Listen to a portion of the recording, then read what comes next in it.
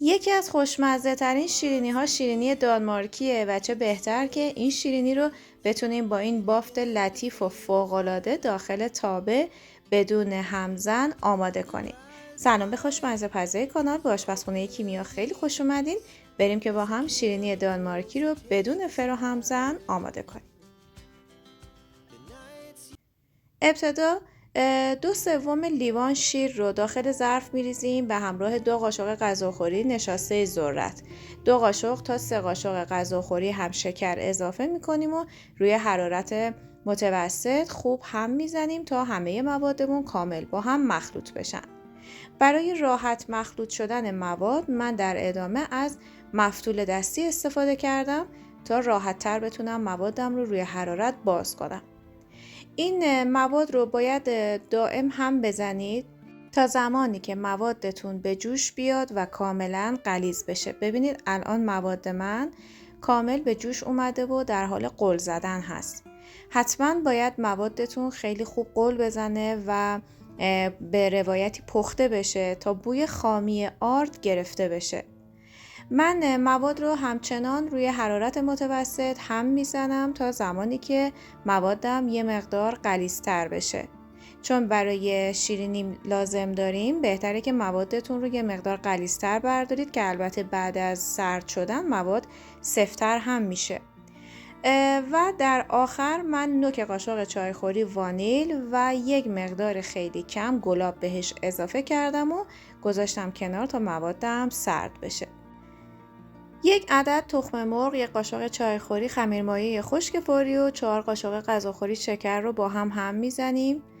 1 لیوان شیر ولرم رو اضافه میکنیم و هم میزنیم تا مواد کاملا با همدیگه به صورت یک دست ترکیب بشن.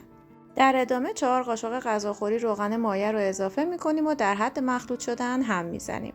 دوستان این مقداری رو که من دارم به شما میگم داخل کپشن با همین مقدار مینویسم، اما خودم از نصف این مقدار استفاده کردم.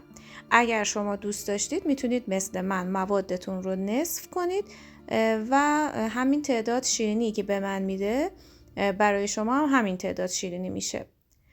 2 لیوان آرد رو داخل مواد میریزیم و نوک قاشق چایخوری نمک هم بهش اضافه کردیم و یک بار روی موادمون الک میکنیم.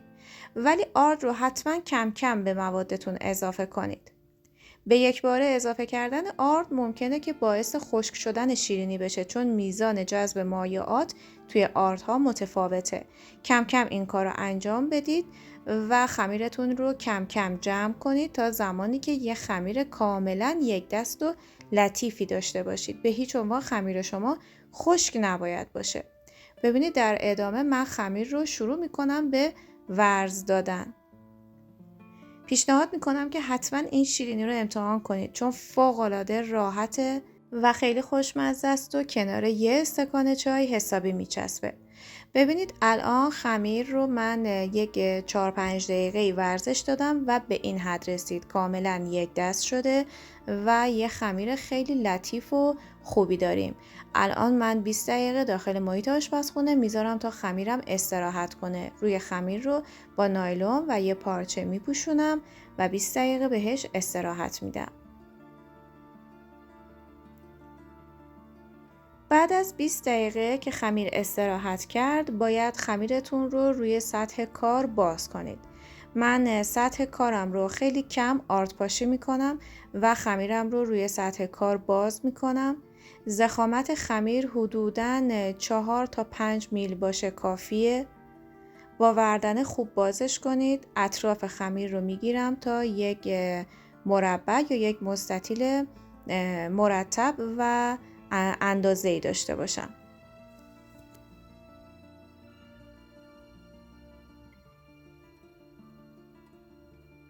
خمیر رو به اندازه‌های دلخواهتون تقسیم بندی کنید. هر اندازه‌ای که میخواید ساز شیرینیاتون باشه دیگه بستگی به سلیقه شما داره. من کرم رو بعد از اینکه سرد شد همونطور که میبینید روی خمیرم پایپ میکنم. 2 طرف لبه های خمیر رو باید خیلی خوب به این شکل که میبینید به هم بچسبونید و به هیچ عنوان لای این خمیرهاتون باز نباشه که موقع پخت کرمتون بیرون نریزه. یک دلیل اینکه گفتم کرم هم خوب باید غلیظ بشه اینه که موقع پخت کرمتون خیلی بیرون نیاد از داخل شیرینیتون. من اون رو تقسیمش کردم و کف تابه رو یه مقدار خیلی کم چرب میکنم، کاغذ روغنی پهن میکنم و شیرینی ها رو روی کاغذ میچینم و یک نایلون روی شیرینی ها پهن میکنم و حدوداً 10 دقیقه به شیرینی ها استراحت میدم. توی این فاصله من شعله پخش کن رو روی حرارت قرار میدم با شعله متوسط تا خوب داغ بشه و بعد از اینکه شیرینی هامون استراحت کرد رومال شیرینی رو میزنیم. یه زرده تخم مرغ رو با یک قاشق شربتخوری شیر و مقداری زعفران با هم مخلوط میکنیم. اگر دوست داشتید که رنگ بهتری بگیره شیرینی هاتون میتونید از زعفران بیشتری استفاده کنید یا حتی میتونید جایگزینش رنگ خوراکی زرد استفاده کنید که رنگ خوبی داشته باشه. بعد از اینکه رومال زدید با خلال بادام یا کنجد روی شیرینی هاتون رو تزیین کنید و برای اینکه رنگ شیرینی من یه مقدار بهتر باشه من دور درب تابه رو با فویل میپوشونم و بعد میذارم روی تابه و تابه رو میذارم روی شعله پخش کن. اول 1-2 دقیقه اول حرارت روی همون متوسط تنظیم شده باشه، یه مقدار که تابتون داغ شد بعد حرارت رو یه مقدار کم کنید، خیلی زیاد کم نشه ولی خب روی حرارت متوسط هم نباشه. متوسط رو به پایین درجه خوبیه برای پخت این شیرینی و حدود 15 تا 20 دقیقه باید اجازه بدید تا زیر شیرینیاتون کامل رنگ بگیره. اگر به این سبک شیرینی ها علاقه دارید پیشنهاد میکنم که دیدن این ویدیوها رو هم از دست ندید. تا یک آموزش دیگه، خدا نگهدار.